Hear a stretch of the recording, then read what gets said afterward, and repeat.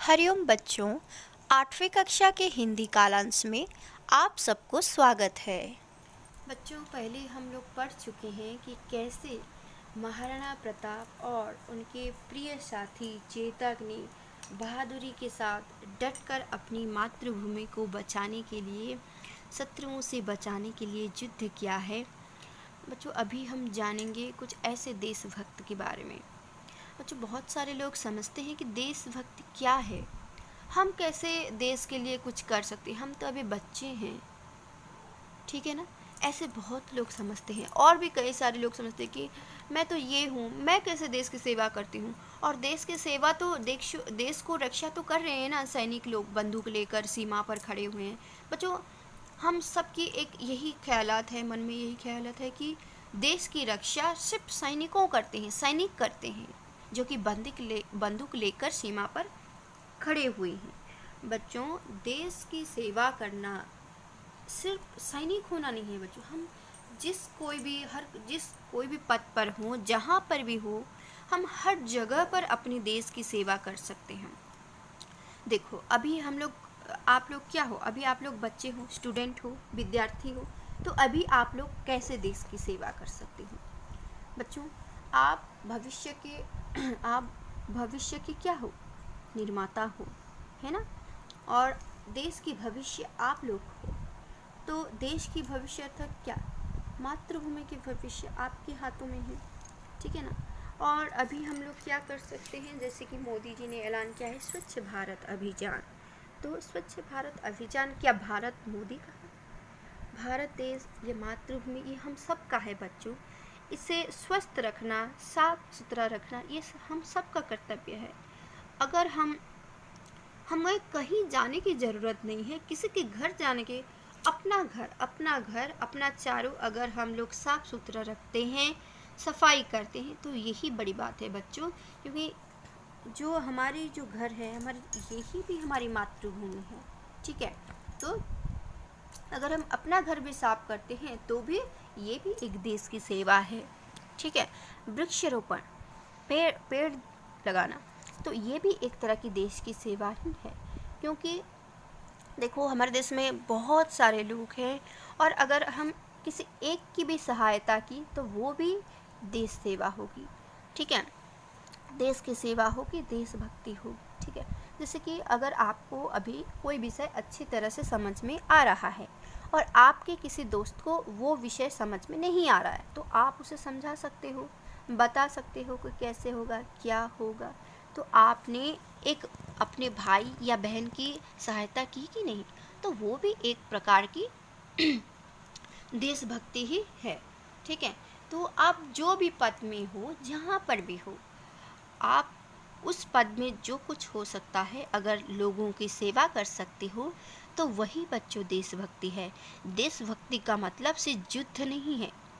महाराणा प्रताप राजा थे, वे सैनिकों के साथ युद्ध करना उनका कर्तव्य था। सैन्य का कर्तव्य है वो लोग युद्ध करेंगे, हमारा कर्तव्य जो है हम वो कर कर अपनी देश सेवा को करेंगे, ठीक है। तो आइए आगे बढ़ते हैं। दूर से झालावीर मान्ना ने प्रताप की बुरी हालत देखी। वो उनकी तरफ झपटा, जय महाराणा की जय, आवाज गूंज उठी। मान्ना ने पीछे से मुकुट छीनकर अपने सिर पर रखा, बोला, राणा, आपके घाव गहरे हैं, मेरी बात मानिए, अपनी जान बचाइए। आप रहेंगे तो हमारी लड़ाई चलती रहेगी, अभी मैं इनके लिए काफ़ी हूँ। तो बच्चों, मान्ना ने पीछे से मुकुट, पहले तो हम जान लेते हैं कि ये झालावीर मान्ना कौन है। बच्चों, ये एक सरदार हैं जो कि मेवाड़ के सैन्य में से एक जो मुख्य सैन्य थे, ठीक है। तो ये मुकुट को क्यों छीने, राजा के मुकुट को क्यों छीने, यहाँ पर दिया गया था, मुकुट को देखकर फौजी उन पर हमला करते थे। बच्चों, युद्ध क्षेत्र में कोई ऐसा नहीं बोलता है कि तुम कौन हो, मुझे तुम्हारे साथ युद्ध करना, ऐसा नहीं होता है। वो सब कवच पहने हुए, मुक्ता पहने हुए रहते हैं। तो मुकुट देखकर ही सैन्य लोग युद्ध करते कि कौन महाराणा प्रताप है, कौन सैन्य है, ये देखकर वो लोग युद्ध करते थे। तो जब झालावीर मान्ना ने देखा कि राजा जख्मी हो चुके हैं, तो उन्होंने पीछे से महाराणा प्रताप की जय जयकार करते हुए कहा और पीछे से ही मुकुट छीनकर अपने सिर रखा, जैसे कि सब सैन्य समझेंगे कि झालावीर मान्ना ही महाराणा प्रताप है। ठीक है। और उन्होंने मतलब झालावीर मान्ना ने महाराणा प्रताप को कहा, क्या कहा कि आप यहाँ से चले जाइए, अपना जान बचाइए। अगर जान रहेगी तो कई बार लड़ाई हो सकती है, लेकिन अभी आपको आपकी जान बचाना बहुत ज़रूरी है और इनके लिए मैं अकेला ही काफ़ी हूँ। देखो झालावीर मान्ना ने कैसे अपनी मातृभूमि के लिए, अपने राजा के लिए कैसे वीरता के साथ खुद की जान की परवाह ना करते हुए आगे बढ़ा, है ना। चेतक तो पहले भाग चुका था कि राणा जख्मी हो गए हैं। उसने ये बातें सुनी। अब वह राणा को लेकर बेतहाशा भागा, उनका हुक्म नहीं माना। झाड़ झकाड़ों में तेजी से भागना तो उसका खेल था। आज वो ऐसा कूद रहा था जैसे कभी नहीं कूदा। राणा चिल्ला उठे, चेतक चेतक, ये क्या कर रहा है? लोग मुझे भगोड़ा समझेंगे। रुक जा।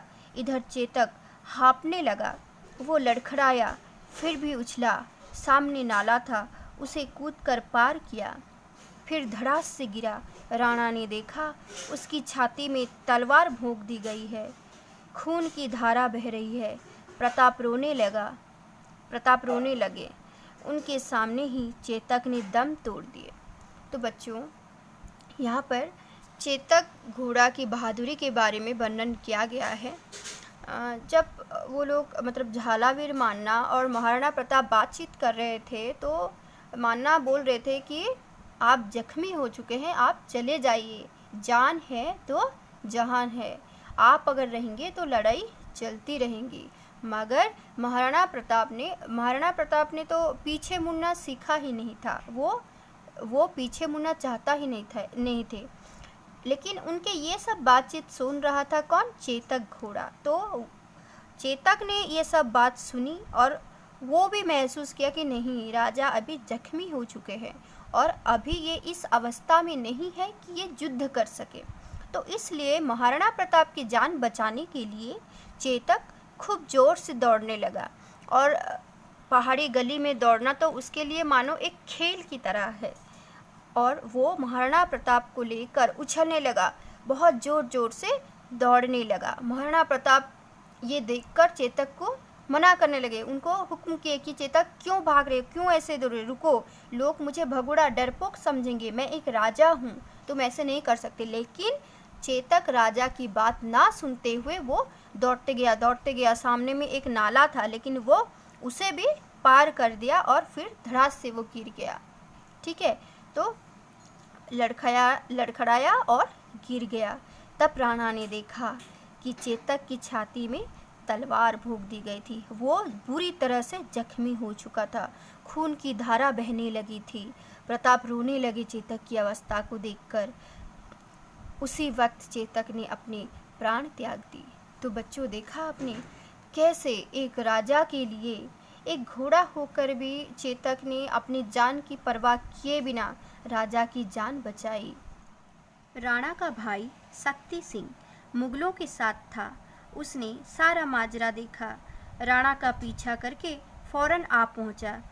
प्रताप ने उसे देखा तो बोले, आजा शक्ति, मेरी गर्दन उड़ा दे, अपने चेतक के बिना मैं जी नहीं सकता। तो बच्चों, कैसे चेतक महाराणा प्रताप को लेकर बहुत तेज़ी से दौड़ने लगा। नाला पार करते हुए उसने महाराणा प्रताप की जान बचाई। और ये सब दृश्य देख रहे थे कौन? महाराणा प्रताप के भाई शक्ति सिंह। तो वो भी जाकर चेतक के पीछे पीछे वहाँ पर जाकर पहुँचे और देखे कि कैसे चेतक ने राजा के लिए, मातृभूमि के लिए अपना प्राण गंवा दी। तो जब शक्ति सिंह को महाराणा प्रताप ने देखा, और हाँ बच्चों, उस वक्त जब मुगलों ने महाराणा प्रताप पर, मेवाड़ पर जब आक्रमण की थी, तो महाराणा प्रताप के भाई शक्ति सिंह जो थे वो मुगलों के साथ थे, वो अकबर के साथ थे, अर्थात वो महाराणा प्रताप के शत्रुओं के साथ थे। मतलब एक तरह से वो अपने देश के साथ अपने राज्य के साथ गद्दारी कर रहे थे। तब जब उन्होंने, महाराणा प्रताप ने देखा शक्ति सिंह को कि शक्ति सिंह उनकी ओर आ रहे हैं तो उन्होंने समझा कि शायद वो उन्हें मारने आ रहे हैं। तो महाराणा प्रताप ने शक्ति सिंह को बोला कि आओ मुझे मार डालो, मेरा चेतक तो मर चुका है, अब मैं जीकर मैं अकेला क्या करूँगा, चेतक के बिना मैं अधूरा हूँ। तो ये बातें सुनकर शक्ति ने क्या बोला, क्या बोले वो राजा को, आइए पढ़ते हैं। शक्ति प्रताप के पांव पर गिरा, बोला भैया मुझे माफ़ कर दो, झाला और चेतक ने मेरी आंखें खोल दी, मैं भी वतन के लिए ही जान दूंगा। दोनों फूट फूट कर रोने लगे।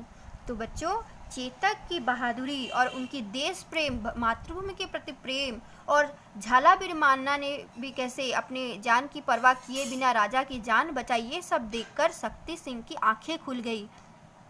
वो अपनी गलती को समझ पाए और वो भी महाराणा प्रताप को बोले कि भैया मुझे अपनी गलती का एहसास हो चुका है और मैं भी अब अपनी मातृभूमि के लिए ही जान दूंगा, ठीक है। और ये सब बातें सुनकर दोनों भाई मतलब कौन, महाराणा प्रताप और शक्ति सिंह दोनों रोने लगे। अपनी वीरता, समझदारी और वफादारी के लिए चेतक नाम अमर हो गया। उसने प्रताप की जान बचाई, राजपूती शान बचाई, खुद प्राण दे दिए। आज भी राजस्थान के चौके चौराहे, रास्ते, भवन सब पर चेतक की मूर्तियां खड़ी है। तो बच्चों देखा कैसे चेतक ने अपने वीर तो वो था ही, क्योंकि वो देखो एक हाथी के शत्रुओं को वार करने के लिए वो हाथी के बराबर इतना ऊंचा कुचलता था, जैसे कि शत्रुओं का वार खाली जाता था। और वो समझता भी था कि कब महाराणा प्रताप युद्ध के लिए तैयार होंगे, कब उनकी जब वो जख्मी हो गए तो कैसे उनकी जान बचाने के लिए चेतक, तो ये सब समझदारी के काम है। और वफादारी, एक घोड़ा होकर भी कैसे उसने राजा के साथ, अपने देश के साथ कैसे वफादारी निभाई बच्चों। तो वो एक घोड़ा होकर भी वो अमर हो गया, ठीक है। और चेतक घोड़ा की वजह से ही महाराणा प्रताप ने अपने जान बचा पाई, ठीक है। तो उसी प्रकार चेतक ने अपनी मातृभूमि के लिए अपना जान दे दी, खुद के प्राण त्याग दे। इसलिए आज भी राजस्थान के हर जगह पर चेतक की मूर्तियाँ खड़ी हैं।